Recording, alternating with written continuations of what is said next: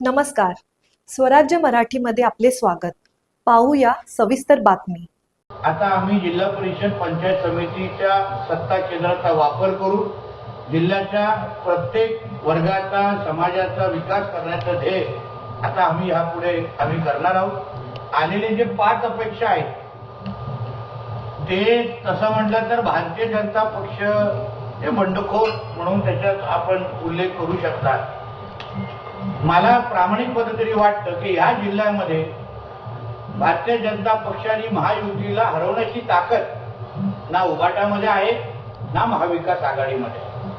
पण आम्हीच अगर आमचं घर नीट अतिशय व्यवस्थित पद्धतीने ठेवलं असतं, महायुती म्हणून आम्ही सांघिक लढलो, पण हे जे काय अपक्ष आणण्याचा जो काय प्रकार झालेला आहे तो निश्चित पद्धतीने महायुतीला या एवढं चांगल्या आनंदाच्या याच्यामध्ये गालबोट लावणारे आहेत.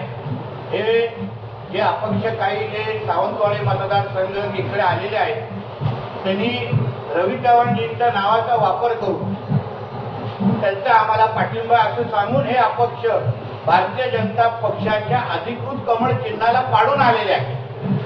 हे निश्चित पद्धतीने ना रवी चव्हाणजींना मान्य असेल ना आम्हाला कोणालाच मान्य आहे. शेवटी जेव्हा महायुतीचा निर्णय आम्ही लोकांनी केला तेव्हा राणे साहेब, फडणवीस साहेब, रवी चव्हाणजी, एकनाथ शिंदेजी या सगळ्यांच्या सहमतीने आम्ही हा निर्णय केलेला आहे. पण तरीही एका बाजूला शर्टावर आम्ही कमळ चिन्ह लावतो आणि दुसऱ्या बाजूने कमळ चिन्हाचाच उमेदवार पाडण्यासाठी आम्ही ताकद लावतो.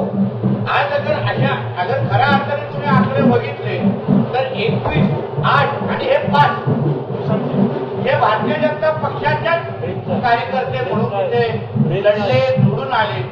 तेही आज आमच्याकडे आले. आज त्यांनी ताकद लावली असती आमच्या बरोबर तर महायुती म्हणून आमचा एकतर्फी विजय झाला.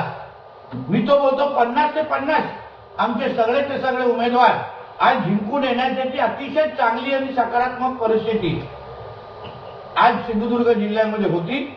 पण ह्या गोष्टीवर आम्ही निश्चित पद्धतीने आता निकालाच्या नंतर महायुती म्हणून हे जे काही मस्ती करणारे जे लोक आहेत, अदृश्य हाताच्या नावाने महायुती आणि सिंधुदुर्गाच्या विकासाला गालबोट लावणारे जे लोक आहेत, अदृश्य हाताच्या नावाने आमच्या जिल्ह्यामध्ये भारतीय जनता पक्षाच्या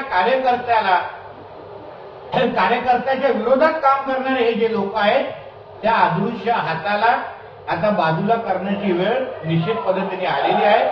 म्हणून परत एकदा या विजयासाठी मी आदरणीय राणे साहेब आणि आमचे फडणवीस साहेब, आमचे एकनाथ शिंदेजी, आमचे रवी चव्हाणजी या सगळ्या जणांचं मनापासून अभिनंदन करतो. स्वराज्य मराठी बातमी नाही जबाबदारी. चॅनलला लाईक करा, शेअर करा आणि सबस्क्राईब करा.